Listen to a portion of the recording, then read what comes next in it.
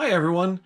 I know it's been a while since I've talked with you all, but I've been busy with other projects that I've needed to take care of.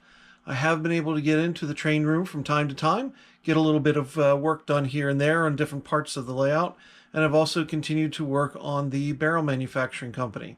So I do want to give you an update on that and show you where I am. So I'm going to actually combine this month's video. It's going to be both the barrel manufacturing company model update and also the train layout update. So let's get started and I'll show you what I've gotten done. So it is time to add some more detail onto the building here. I've just done another round of work on these barrels. The first thing I did was to add a coat of primer, but then added a coat of the hobby color hemp color, and then I did a wash of hobby colors wood brown. So that gives me the color that I'm currently at with these. I'll definitely give them a wash and, of course, get all the metal bands put in place. The desk and chair that are going to go up into the office area, I painted with Tamiya's Hull Red. Of course, at the moment, that is a flat color. I need to give those a nice gloss coat once they've had a chance to really dry and add some detail onto the desk. I've started the posts and roof support for the roof that's going to go over the deck area.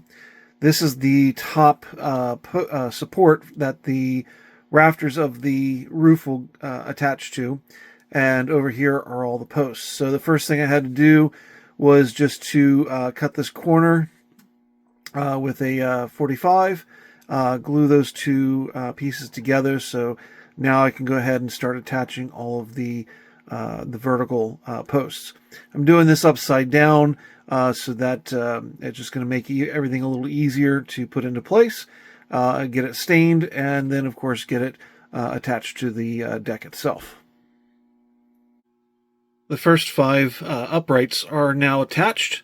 That glue just needs to dry. You will notice that this space here is actually larger.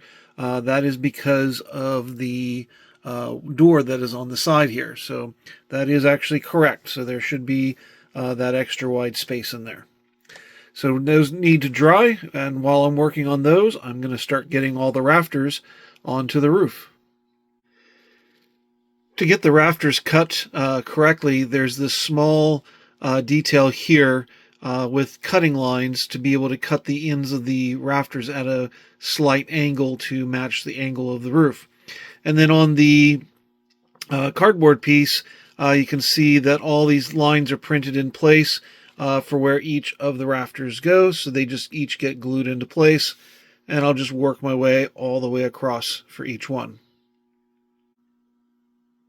Putting on all these rafters was very much like putting the deck beams on as well. So just got them all glued in, and they're now set and ready to go. So at this point, now I can go ahead and put the vertical posts onto the long section of the roof support, and I'll be right back. The roof supports and the beams are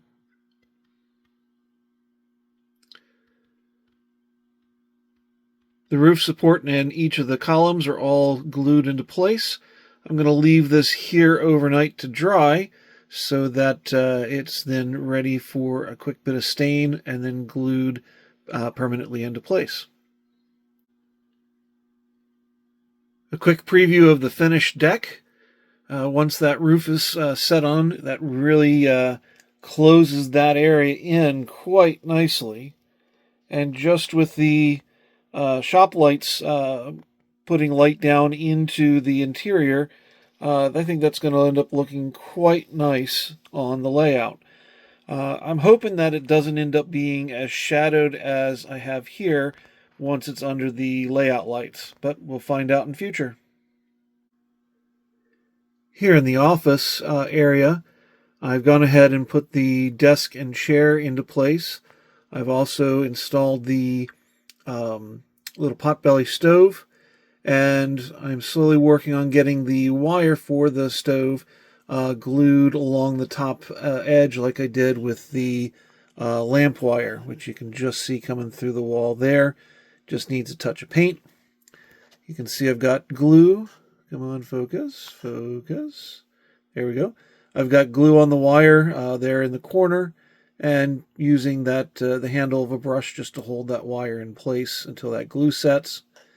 And I'll continue to run that all the way around to be able to then go out through the hole and eventually to the power source. The glue has dried on the beam and posts for the roof. So now I'm going to go ahead and get this painted. I originally had mentioned staining it. I think I'm just going to go ahead and go with the same green paint that I've done on the rest of the model, just to help keep the overall theme going. In this particular case, what I'm going to do is just barely dip my brush into the paint, get some of that off on the towel, and then on the pieces itself, I'm just going to basically stipple the paint on so that I don't get it on here super thick. And then I'm going to come back with a slightly different shade of the green to be able to put some other sort of texture and color age into it as well. So I'm going to get along with getting that done.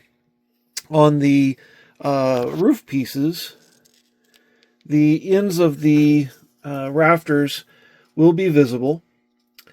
So I will go ahead and give those a bit of a touch with the paint as well. And then the corrugated metal roofing material will, of course, go on top. So there shouldn't be much of the underside of the roof visible.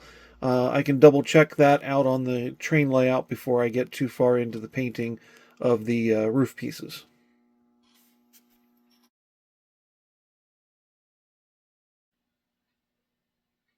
So as you're about to see, there's been a bit of a change to the Sawmill area here.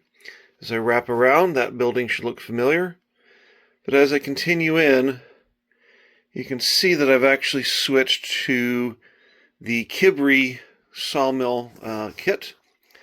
And I am still using some of the other models that I had sitting out previously. So the overall layout is still pretty much the same.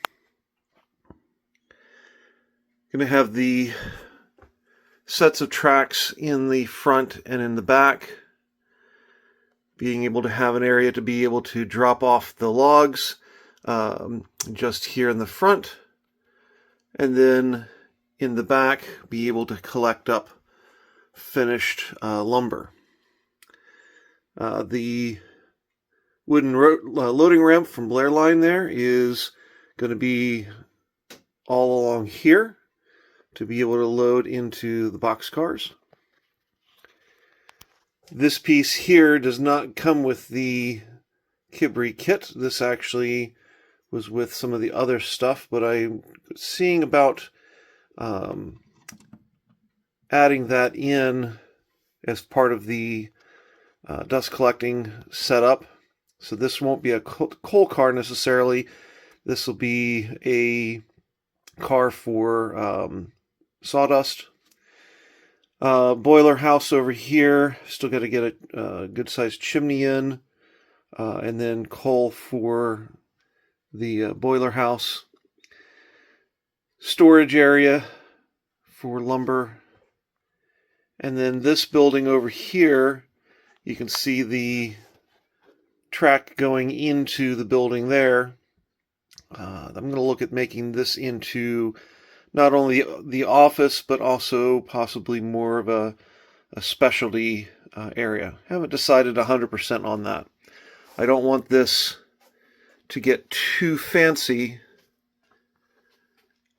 I want it still to be a very basic setup and not a huge facility, because this is going to be a major revenue area for the railroad.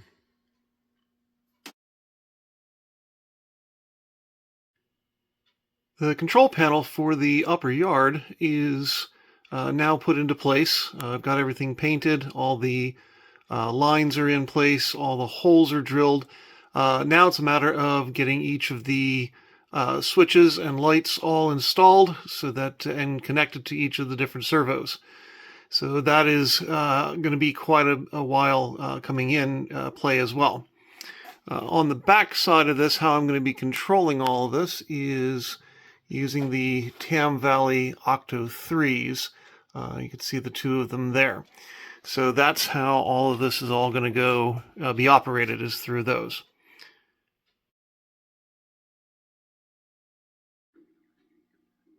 So the last time you saw this section of fascia, it was the cardboard template. I've now cut it out of the masonite and I've got that set into place. I had a very tiny notch I needed to cut into here so that it would fit into place correctly. I still have the section here that needs to get cut out, and I'll do that once I have some of the bracing and attachment points put onto the back side of that. I'll show you that once I have those in place.